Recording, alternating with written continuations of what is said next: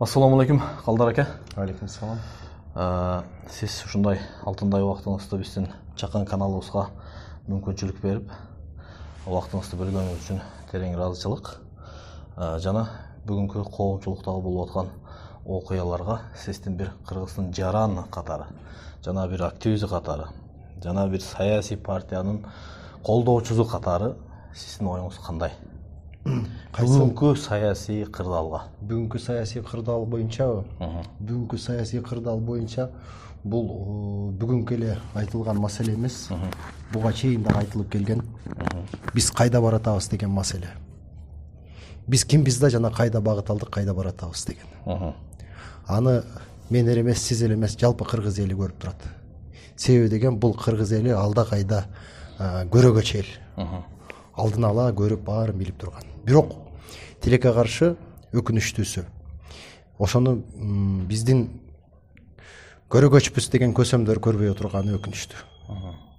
Ошол бүгүнкү саясий кырдаалга мен ушундай эле баа берем. Карапайым эл көрүп турат. Биздин ата бабаларыбыздын айткан сөзү бар, накын насаат сөздөрү бар. Эл тараза, эл сынчы деп. Эл өзү көрүп турат, ошол жетиштүү. Элдин катарында мен да ошол эл катары баа берем. Эл бүгүнкү кырдаалга ыраазыбы? Сиздин көз карашыңыз боюнча. Менин көз карашым боюнча эми эл нааразычылык акцияларды була бүгүнкү күндө учурда карай турган болсок, бир эле ушул саясий куугунтук боюнча эле эмес. Ошол эле салык маселеси боюнча. Ошол эле саясий куугунтук маселеси боюнча. Жана ушуга окшогон көптөгөн маселелер булар эмнеден улам келип чыгып отурат. Ошол элдин нааразычылык болгон көз карашынан эл өзүнүн ой пикирин айтып отурат. Мына бүгүнкү күндө саясий баа берүү көз карашы ушундай. Акындардын камалыштыгы, саясатчылардын камалыштыгы, кээ бир саясий лидерлердин суракка барыштыгы бул демократияга тоскоолдук кылуу деген эмеспи? Эгер ал нерсеге карай турган болсок, биз оондун мүчөсүбүз. Ал жерде оондун уставы бар. Эң негизгиси 10 бөлүктөн турат, жалпысынан алганда 17 бөлүктөн. Ошол оондун уставы толук кандуу бузулду. Кайсыл сөздөн улам?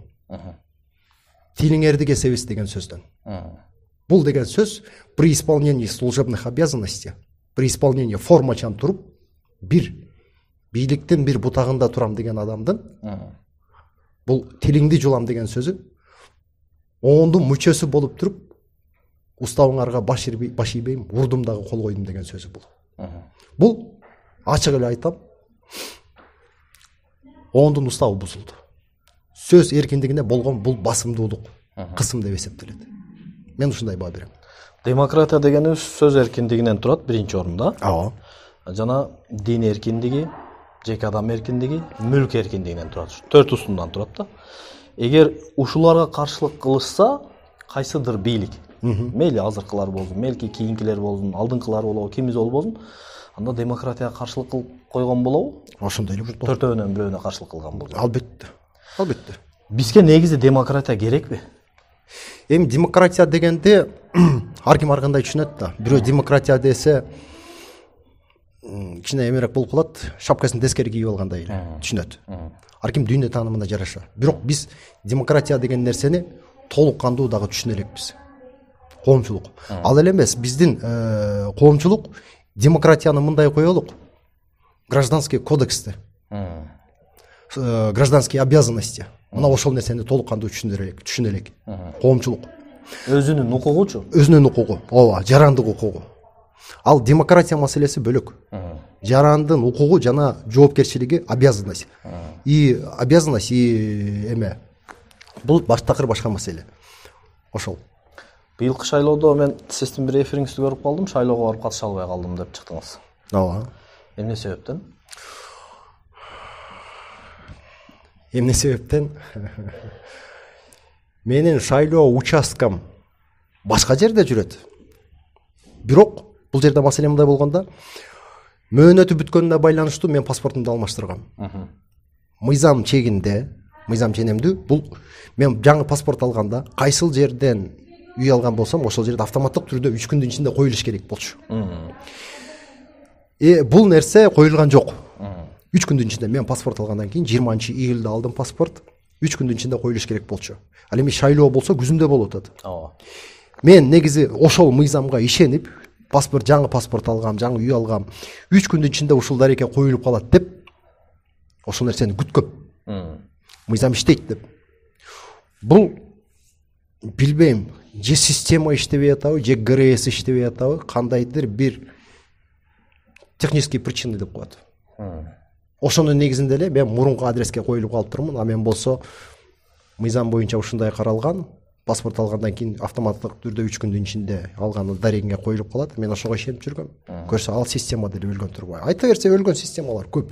Ошолордун бири деп түшүнүп кабыл алдым, мен болду. Мен дагы шайлоого катышайын деп бардым, менин учетум Москвага элчиликке коюлуп калыптыр. Мен ошол жерде былтыркы шайлоодо, президенттик шайлоодо азыркы президентибизге иштегем чынында.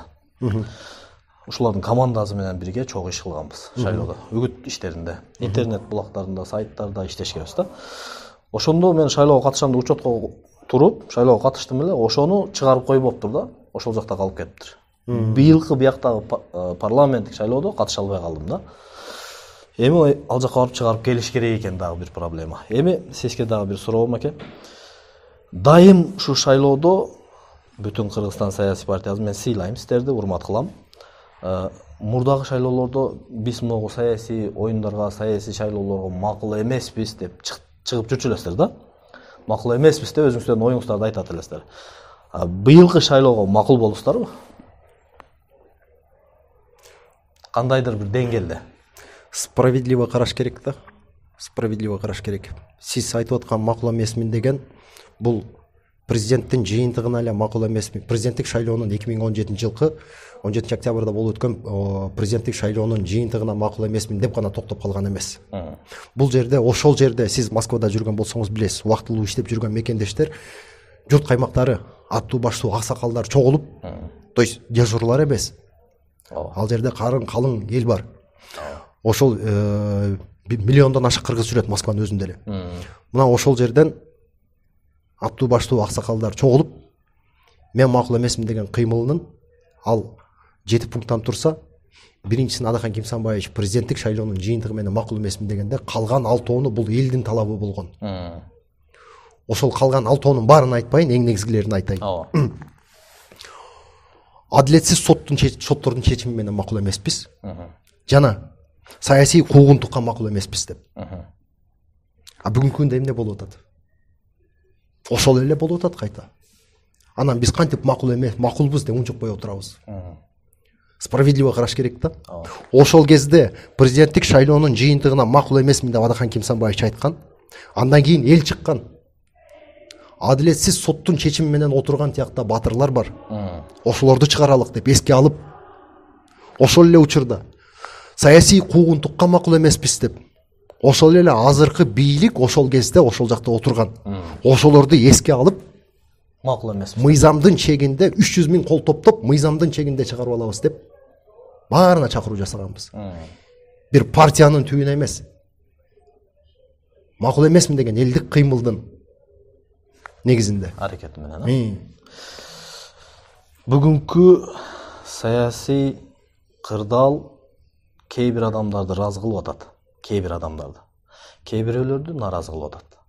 Эгер эртең мындан башка бийлик келсе, дагы 5 жылдан кийин, ага дагы ушундай коомдо алардын кемчилигин айтып турган активист болобу, блогер болобу, журналист болобу, мына ошолорду сиз колдойт билесиз, жеке адам катары. Эгер бийлик кандайдыр бир туура эмес иштерди жасап аткан болсо, то есть келечектеги дагы болочок бийлик туура эмес иштерди кылып аткан болсо, ким болбосун айтабыз. Эл тараза эл сынчы. Элдин катарында биз да айтабыз. Ушул биздин демократиянын эң чоң мүмкүнчүлүгү болсо керек деп ойлойм. Баягы сөз эркиндигинен пайдаланып, эркин айтып сүйлөп жүрбөйбүзбү? Ушуну биз туура пайдаланышты үйрөнүшүбүз керек экен. Кээ бир учурда кээ бир биздин кесиптештерибиз бар да, блогерлер. Болбогон ишти болду деп, болгон ишти болбоду деп чыгарып атат да.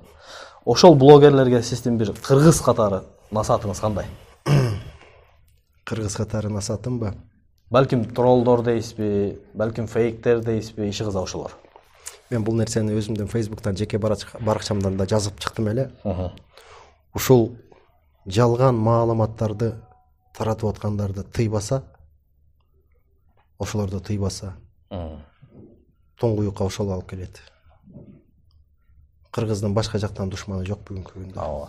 Кыргыздын душманы өкүнүчтүүсү бул кыргыз. Ошол эле жамандап аткандар дагы, каралап аткандар дагы, жалган маалыматты бөлүшүп аткандар дагы баары кыргызда. Өкүнүчтүү. Анан ушул жерден учурдан пайдаланып айтайын. Ошол троллдор дейбизби, фейктер дейбизби, жалданма блогерлерби? Алар дагы кыргыздарда. Биз кыргыз элинин келечеги үчүн аракет кылышыбыз керек. Бир партиянын же болбосо бир бийликтин өкүлүнүн пайдасына эмес, жалпы кыргыз элинин кызыкчылыгына. Анан булдай жалган маалыматтарды таратуу азабы бул эле дүйнөдө эмес, ахиретте. Ошол бул мыйзамдуулуктан мурун ыймандуулукту эске алып, бул нерселерди токтотпосок, өтө катуу жазасы өтө катуу. Өкүнүчтүү. Убакыт дагы чектелип калыптыр аке. Кыргызстандын келечеги үчүн каалоо тилегиңиз? Кыргызстандын келечеги үчүн каалоо тилегим, бизден кийинки муун бар да. Ошолор биздин кылган иштерибиз менен сыймыктана турган болсо, ошолор биздин кылгандарыбызды эске алып, биздин мазарыбызга барып Куран окуп келе турган болсо, бизди ушулардан кутулганыбызга Кудайга шүгүр эмес.